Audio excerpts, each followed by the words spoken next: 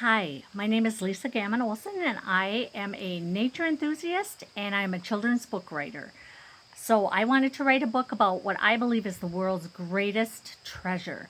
And it comes in these little treasure boxes that we call seeds. This is a maple seed. This is a walnut, and this is an oak. So, packed inside these tiny little seeds are everything you need to grow a tree. So we put it in some soil, give it some sun and water, and voila, you can grow a tree. I think that's pretty amazing. And trees are our most important resource. We need them for the air we breathe. They provide food and shelter. So we need to protect our trees. So I wanted to write a story about our trees, and it's called And the Trees Began to Move. And it's published by Ifrig Publishing and illustrated by Lauren Rutledge. The spirit of the pond, a vain and selfish entity, wants to preserve his beauty by denying the ancient tree spirits his life-giving water in a time of drought. He discovers that in trying to save himself, he will lose everything that he holds dear. Deep within the forest, the spirits of all nature once dwelled in peace and harmony.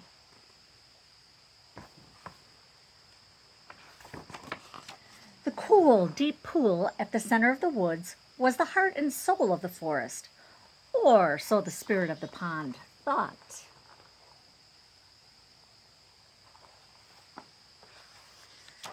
The crystal clear water of the pool shimmered in the sunlight.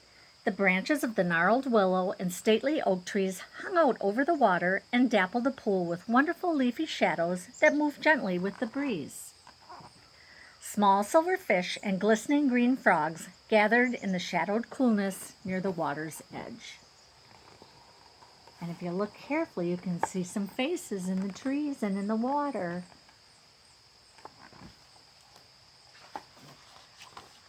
I am so beautiful, the pond spirit told himself.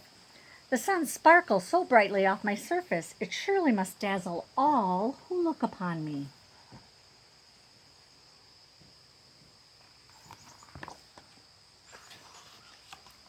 The spirit of the pond loved the way the trees, bushes, and wildflowers reflected their colorful brilliance in his surface. He marveled how he could be no color at all, yet appeared to be all colors at once, always changing his reflection to mirror his surroundings.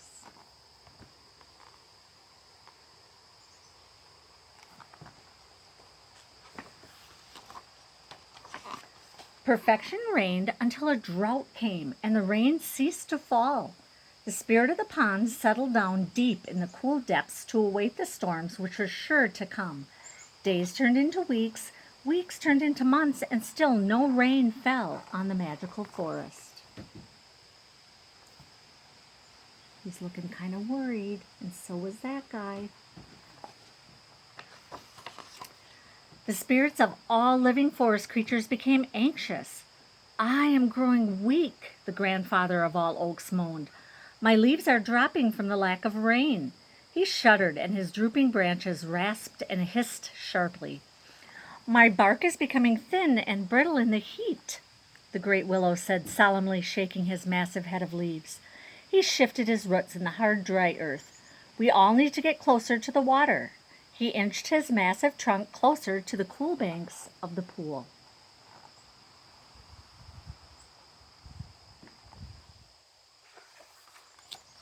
The pine trees whispered together in agreement, and with much creaking and cracking, they strained to pull their roots free from the solid ground. Branches swayed and quivered, and leaves rained down in a dry shower of green as the ancient trees closed in on the pond.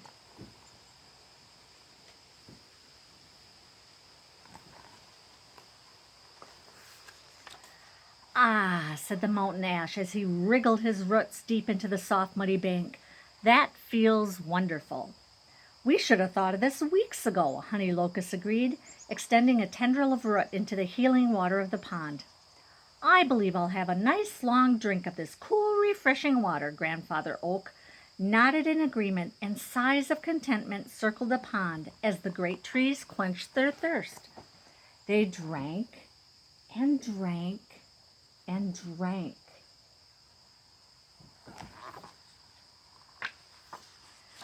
The spirit of the pond awoke from his slumber. Something was different. Something was not right. The surface of the pond didn't twinkle and sparkle above him. The cascading rush of the waterfall was a mere whisper in his ears. What had happened while he slept? He swirled to the surface in a panicky froth of bubbles and foam.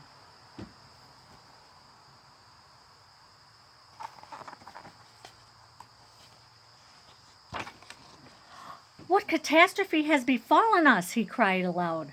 Look! The water level has fallen. Boulders and logs which were submerged only yesterday are now dry as old bones. He ranted and raved as he circled the pond.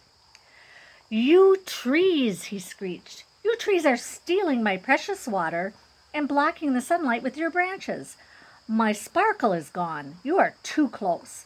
The pond lies in shadow, and my beautiful colors are dark and stained. You have no right to steal what is mine.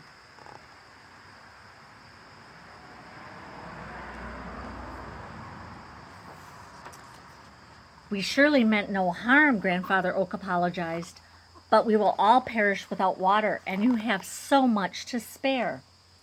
I care not what happens to you, the pond spirit replied angrily. I don't help myself to your treasures, do I? Your fruit and seeds are yours to give as you choose, are they not? I will do as I please with what belongs to me. We choose to allow those with need to help themselves, the great willow argued. The birds and squirrels needn't ask for what they need. We are all one in spirit, and we will share what we have.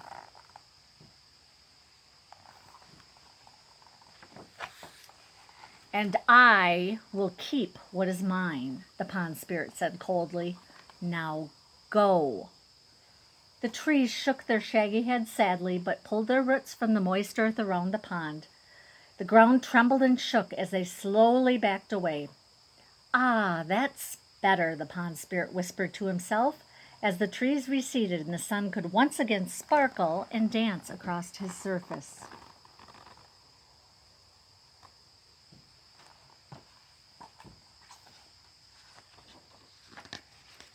Another month passed without rain before the spirit of the pond began to worry. With no trees close to provide shade from the scorching sun, the temperature of the water began to rise.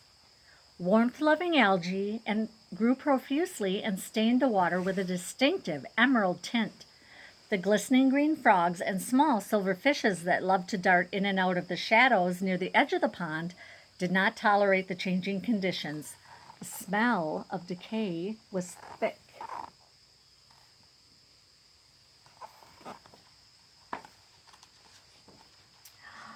I have been very foolish, the spirit of the pond cried. In trying to save myself, I have indeed lost everything I hold dear. I have turned my backs on the very ones who have sustained me all these years. The brackish water boiled and churned in his anguish. Grandfather Oak, he called. Mighty Willow, forgive my foolish ignorance. I have been vain and very selfish. Bring your brothers and sisters back to the pond, and I will gladly share my treasures with you. I will nourish and restore you, and in exchange will restore myself. For without each other, we are nothing.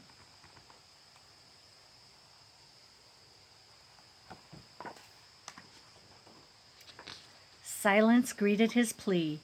He heaved a mighty sigh and prepared to sink down into the murky depths to await his self-inflicted doom.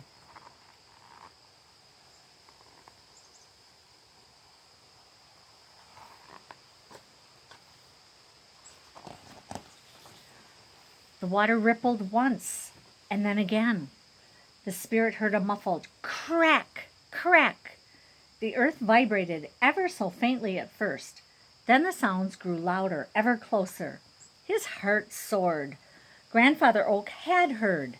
Snap, thud, crick, crack. The clearing around the pool exploded with sound as the trees began to move.